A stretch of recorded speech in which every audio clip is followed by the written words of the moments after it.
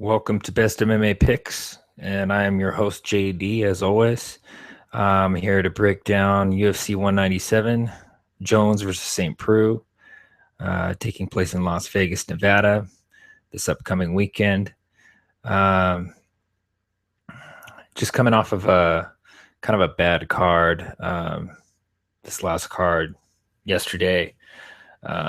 Was pretty disappointed, actually. We had a couple parlays, all of which we had John Dodson parlayed along with a couple heavy favorites that I thought were all pretty much going to win their fights. And two of them actually lost. They were almost 2-1 favorites. Very disappointed. I figured it would be pretty easy from there on. Did get one of the parlays. We did cash a really large play on Khabib with the under, the 10 unit. But just overall, I was just pretty disappointed. I thought we could have really cashed in on that card. Betch Kohea, I think that one was we were on the wrong side of a split decision. I think the judges gave that one to Vegas on Pennington. Some might disagree with me there, but I handicapped that one as a coin toss, and I was pretty much right on with that handicapping there. There's no way in hell that should have been the line should have opened the way that they did, and there's absolutely no way in hell that I would pay two and a quarter on Pennington. So we were right on there with our play, but sometimes you just can't win them, and that's just the way it goes. And sometimes you just win them all and you can't be touched, and that's just the way it is. So we're not going to dwell on it. We'll move forward, and I'm pretty confident with the next card. I'm here to break down this main card, so I'm just going to go ahead and go to a screen share here, and we'll get this hopefully done rather quickly. I have to get to bed here. I've got some stuff I got to do in the morning. Let me get this going here.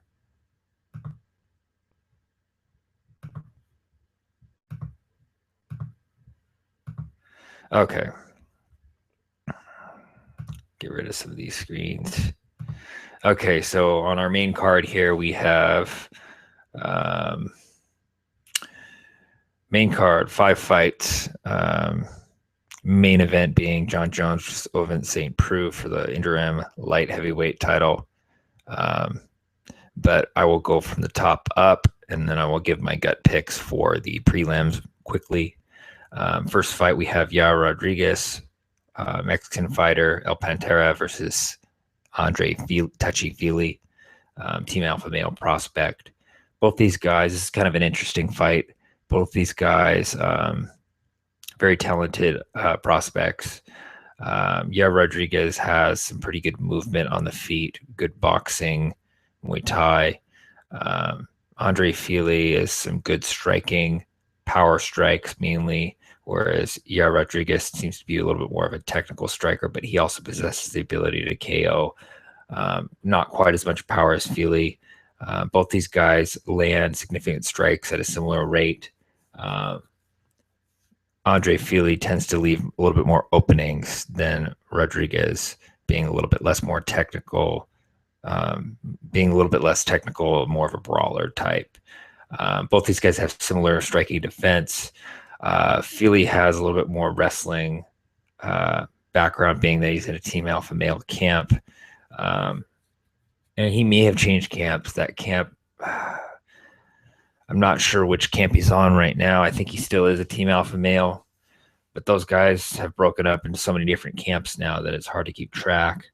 1 week they're in one camp, the next week they're training with each other again. So, but as of right now, I believe that he is still Team Alpha Male. Somebody knows something that I don't, please correct me. Leave a message in the comments below. As far as submissions, he doesn't really attempt that many submissions. Yair Rodriguez attempts a lot more submissions, and I think he's going to have a bit, Fili has more top control. Although he doesn't utilize his wrestling that much. He likes to strike more, but he can wrestle when he has to. Rodriguez can attack from both the top and bottom. So there is an advantage on the ground there if it does hit the ground and Fili does shoot for takedowns. I think that he might get himself into some trouble there. So there's a slight advantage for Rodriguez there. I think there's a bit of a speed advantage. Speed's pretty similar, but I think Rodriguez has that technical advantage, a little bit more of a speed advantage, just slightly. So I think between the two of these guys, it could be either man's fight. As far as what the odds say, the odds have Fili as a slight underdog, which I would agree with. I don't know that I'd agree with 1.5. I'd say maybe 1.25 for Rodriguez. I think he might just edge this one barely. He could get a finish or sub, but I think the way it's going to go down, it's going to go down to decision. It's going to be pretty close. I could see these guys rocking each other. I could see Rodriguez almost locking in a sub, or getting a sub. Definitely a possibility. The under might be worth a look there. But definitely agree with the odds makers here. I might set it a little lower, but my prediction here is for Yair Rodriguez to defeat Andre Fili by decision. Moving on to the next fight, we've got Robert Whittaker versus Sapo, Rafael Natal. New Zealand fighter versus Brazilian fighter. We've got an Ultimate Fighter Nations winner versus experienced Brazilian Jiu-Jitsu practitioner and a really good striker, very unorthodox striker. Between the two of these guys, different styles of striking, both very good strikers. As far as ground credentials, I believe both these guys are very similar in their credentials on the ground. I think Whittaker has like a brown belt in Brazilian Jiu-Jitsu, if I remember correctly. He definitely has really good takedown defense. It's a 91%, I believe it is, or 88%. It's up in the 90s-ish. But he doesn't get taken down a whole lot. He can keep himself on the feet when he wants to. Really good at that. As far as belts, I'm looking here to see. He's got a purple belt in Brazilian Jiu-Jitsu. He's got holds 2 black belts in different martial arts, Hapkido and Karate. He's also a very good boxer. So the guy is a very good striker. He's definitely going to hold an advantage on the feet, and I think the fight's going to stay there for the majority of the time. Can't count Natal out, though, with his spinning back fists and his wild, unorthodox strikes. If the fight does go to the ground, I do give Natal a bit of an edge there with his Brazilian Jiu-Jitsu. I don't know that he'll have that much of an advantage over Whittaker because Whittaker usually can get back to his feet pretty quick. But between the two of these guys, I mean, this guy's got a laundry list of credentials with this Brazilian Jiu-Jitsu. I mean, definitely could submit Whittaker, but I just don't see Whittaker allowing this one to go to the ground. Really, he'd have to get a lucky. He'd have to shoot for a takedown and get a lucky takedown, and get him on the ground first. He's definitely dangerous on the feet, but I give an advantage on the feet to Whittaker. I think Whittaker could knock this guy out. He has had problems in the past with his chin, so for this fight, my gut is telling me to go with Robert Whittaker to defeat Rafael Natal by TKO. And I don't know if it'll be early or not. I could see it being late. Whittaker does have a tendency to be a slow starter at times, so could see a late finish. Next fight, Anthony Pettis, Showtime versus Anthony Showtime Pettis versus Edson Jr. Barbosa. Another interesting fight that I think a lot of the fans are excited to see. Personally, I think that both these guys are going to want to keep the fight standing. We've got a really orthodox, traditional Muay Thai fighter in Barbosa fighting against a Taekwondo and vicious striker in Anthony Pettis. Both these guys are knockout artists. They have power, legitimate power to knock guys out with one kick. And I definitely see one of these guys going to sleep. I don't see it being Pettis here. I think third time is going to be a charm for Pettis, but Barbosa is definitely dangerous as an underdog. definitely a live dog at 155 with the comeback. And I definitely would look at that a little closer. But I have to go with Anthony Pettis. He, after 2 losses, very close decision losses, I think that he really needs this one. This is the win that he's going to need to stay relevant here. And what a better way to win than win over another striker like Barbosa, who's very talented and is on an upswing. So I think Pettis is going to go for a KO here. And I think if he lands one of those head kicks, he's going to definitely get it. Problem being Barbosa doesn't leave too many openings for those kind of strikes. So it definitely, Barbosa's definitely a live dog here, and he has a little bit better defense in my opinion. As you can see with the 59% significant strike defense versus 64%. He has a little bit better takedown defense, actually quite a bit better takedown defense. I don't see Pettis shooting for takedowns at all, but he's definitely dangerous as submissions, as we saw him submit Benson Henderson within seconds. So he's definitely dangerous with his jiu-jitsu. But Barbosa's grappled with the best of the jiu-jitsu practitioners, and I don't see him falling for it or making any mistakes at all there. So my prediction here, boy, this is a tough one for me to call, but I'm going to go with my gut here. I'm going to lean on the underdog, Edson Barbosa, but I think Anthony Pettis is going to get this one because I think he needs it more. But he has just not looked good at all in any of his last couple fights. It's just been kind of crazy. Same story every single time with Anthony Pettis, guys backing him up against the cage and then just kind of smothering him, tiring him out and frustrating him, and then him, losing to a decision. So, and I think that Barbosa could definitely pose a problem and a threat here. And I think Barbosa's gotten a lot better since, he first started in the UFC. So I like Barbosa here. It's a really tough one for me to call. I would cap it at a coin flip, but since you're getting almost 1.5 with Barbosa, I have to go with Barbosa here. So I'm going to stick with my guns. I'm going with Edson Barbosa to defeat Anthony Pettis by decision. But if Pettis goes for a knockout and he gets a shot, I think he could definitely finish it. So that's kind of a risky play, kind of a risky lean there. So keep that in mind. Co-main event, Demetrius Mighty Mouse Johnson versus Henry Cejudo, the messenger. Henry Cejudo's coming in undefeated versus Mighty Mouse, who's 22-2 with one draw. Both these guys land at a similar rate with their striking.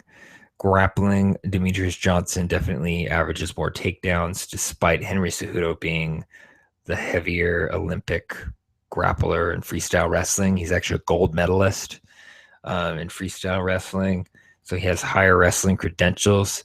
But Mighty Mouse Johnson definitely has a speed advantage here. He's just too fast. Henry Cejudo has defended every single takedown. He's never been taken down. I don't see Demetrius Johnson being able to get him down, but he definitely could with his speed. But Demetrius Johnson, he's going to keep the fight standing, and he's going to pick Henry Cejudo apart. Cejudo's definitely improved on his striking, but he's nowhere near the level of Demetrius Johnson. I could see this one being a KO.